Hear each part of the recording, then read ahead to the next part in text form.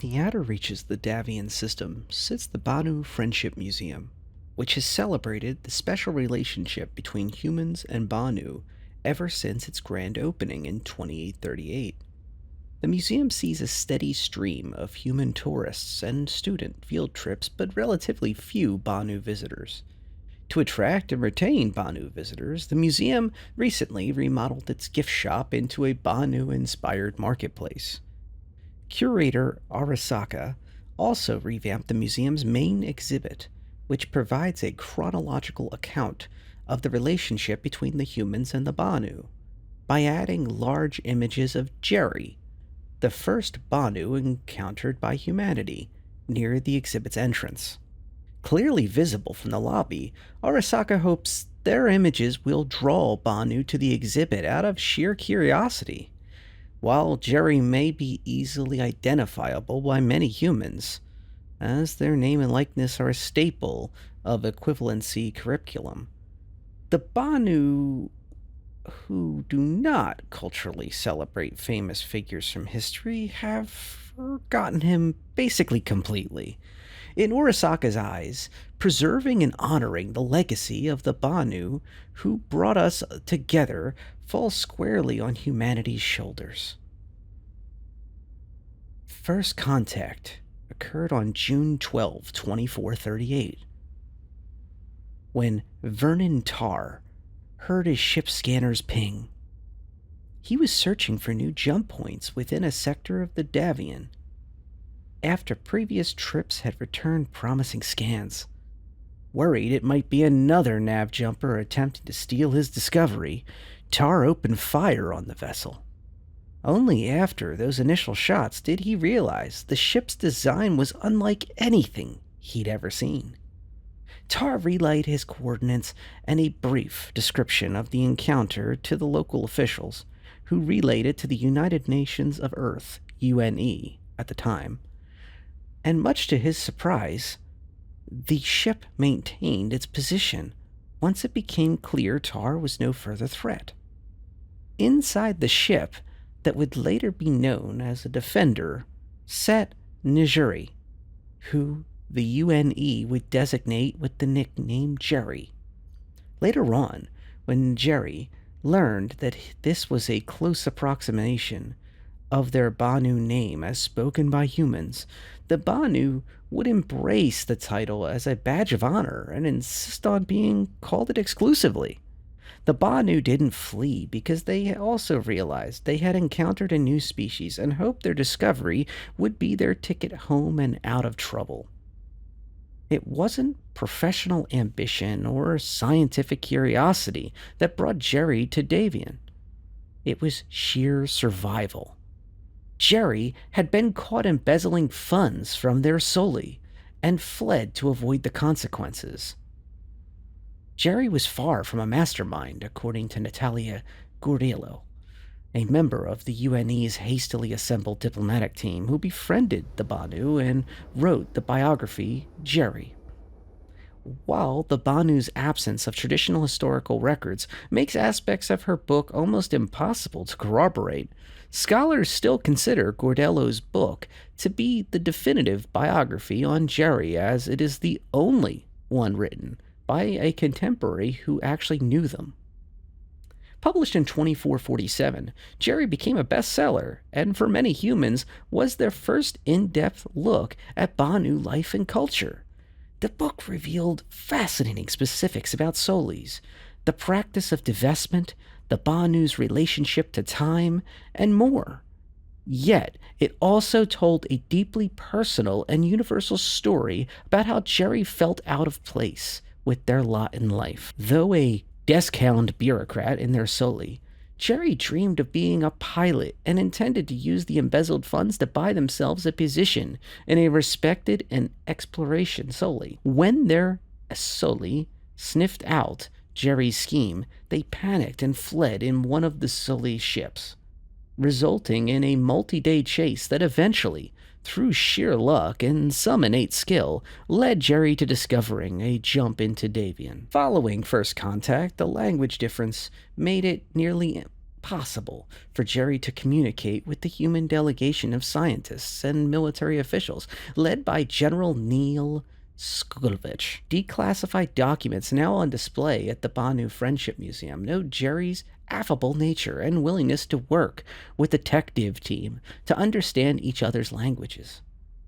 These documents also describe a famous incident where a variety of food was presented to Jerry and they proceeded to eat everything, including the packaging around the sandwiches and nutrition bar on the table. Additional Banu appeared in Davian 2 weeks after Jerry's arrival. The delegation met with General Skolovich and spent the next few months breaking down the language barrier. This led to the first Interstellar Peace and Trade Accord, ratified in October of 2438, which Jerry signed in an honorary capacity. In those intervening months, Jerry helped the teams working to decipher each other's language become increasingly fascinated with all things human. When the Banu delegation was sent home, they presented Jerry with the option to stay in Davian as an official envoy or return to the Protectorate without fear of any repercussions for their crimes. Jerry returned to the Protectorate, expecting to be celebrated for their discovery. The decision would be the biggest regret of their life. Jerry solely agreed to let him finish his contract, but treated him distrustfully. They assigned Jerry to a new department, where supervisors warily watched their every move. In Jerry, Gordello writes that Jerry had hoped their discovery would open new opportunities for them, but their Soli was uninterested in pursuing human relations. Having spent a few months in a truly privileged and unique position working with humanity, Jerry struggled to return to their old life. As soon as they were able, Jerry officially severed their ties with their Soli and set out on their own.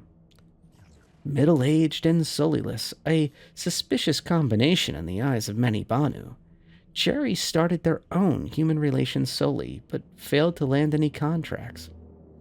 In the time since their return, other Solis had quickly emerged, ready to fill the role that Jerry learned that they couldn't compete with Solis that could speak Common fluently and had more extensive knowledge of humans than they did.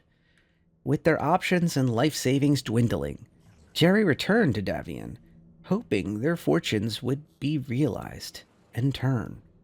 Upon their arrival, people swarmed Jerry asking for pictures. They figured it was because they were Banu, but quickly realized that people knew their name and legacy. Jerry found the attention overwhelming, yet exhilarating, telling Gordello that their life changed once realizing that back home I was just another Banu, but here I was special. Jerry would call Davian home for the rest of their life. They learned to speak Common and traveled widely across the UNE, giving speeches about Banu life and culture. They reconnected with Natalia Gordello at one such event, which led to the writing of their biography. Jerry died at their home in Davian on November 2, 2456, surrounded by human and Banu friends. While their name may only be remembered by humanity, their actions forever changed the universe for both humans and the Banu. That was a reading of Banu First Contact, specifically Jerry, A History Half Remembered. So November 14, 2023, it was put up on the Comlink. It's originally from Jump Point 10.9, so a more recent Jump Point. Reminder to the lower team, please put more and more of these out. Once the subscription folks have their fun, which I am a subscriber right now, once we have our fun, please post them up on the comms. I find it interesting. A lot of times these are curated due to important reasons.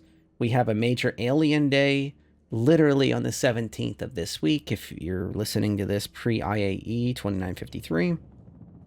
And I find that interesting. So, is there a Banu ship in the works?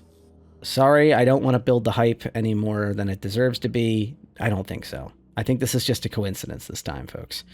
But it is a fun thing to talk about. You know, we have an alien day kicking off IAE 2953, literally in just a couple days. And I gotta say that it's going to be a fun event overall. But back to this, specifically this topic. First contact is sacred, almost, you could argue, whether you think of it as a secular or something more or whatever, for the humans, not so much for the Banu. As is noted in this, and I appreciate that it was integrated into the story pretty effortlessly by the lore team and the writing, um, the Banu don't really care for history that much, especially written history. They kind of just do things, and whatever works for them and their Soli, which is their family, that's what they're referring to. A lot of times, at least in the current lore, when you see a Banu merchantman, a large ship like that, there's a trading ship, and a ship of an entire family, Soli, will be in that one ship. And they will, that's like their trusted item. They will carry all the other things to sell. And the Banu care first and foremost about making business contacts that are good business and good connections and building up their families. So, the Solis in this case, for the Banu specifically, using their term. Now, it's not a one for one approximation. I'm not trying to. That would take me probably a half hour to go into Banu culture. But just for the point of this story and to understand it fully, you have to remember that Jerry did something independently that he shouldn't have been doing. And also, Jerry um, broke away from their Soli, which is even worse. By not facing the consequences and fleeing their own Soli, it's seen as an ultimate betrayal in the Banu community. The Banu is all about family, and they'll sort out their issues inside the family. Once again, I'm paraphrasing things. Please don't beat me up, deeper lore team folks. But that's the gist of it. So Jerry truly conducted something so outrageous, so extreme in the Banu culture, just by taking things and doing the wrong thing and then leaving by himself specifically. It was almost unrectifiable. So when he came strolling back after those few months of time, building up relations with the humans and then being transcended by an actual Banu team of representatives that were meant to meet with the humans and do diplomatic work and technology trading and everything else, suddenly Jerry was kind of a fifth wheel. So I think I want to stress that too. I think Jerry, as it noted in the article, I think Jerry thought he was going to be brought back as a hero, genuinely. I think he went back thinking, oh, I broke all the rules, but I'm the one who found an entire group of new people we can sell to, people we can trade with, new technologies we can find. So I that's what I suspect was in Jerry's mind. He was going to be seen as like some type of master trader, and that he would burn his time out with his current Soli, and then once he got a chance, build out his own. And he did, and it failed. So it was interesting, though. He did find a home, finally, a cushion to land on that was the humans back in the Davian system, where he was seen as like a folklore-like hero. And I think humans being so desperate to see anything Banu, suddenly a single Banu that can is willing to go around and do speaking tours is pretty useful, even if it's just an average Banu, not some amazing Banu of leader of an entire Soli, etc. That's successful Soli. Jerry's not that, but that's okay. When you're the only person as a source that they can get their hands on, it's very fascinating. So that's kind of, I think, the story of Jerry that's really interesting, and I think there's a little bit of courage and I think luck was on his side. So it was really interesting. I think also it was wise in this story to not focus too much on the human who interacted with Jerry, shooting at him. And that was almost started, an internal war between the UNE, which, by the way, that's not a typo. For those who don't know, before the UEE, we had the United Nations of Earth, the UNE forces. So we have some pretty deep lore here.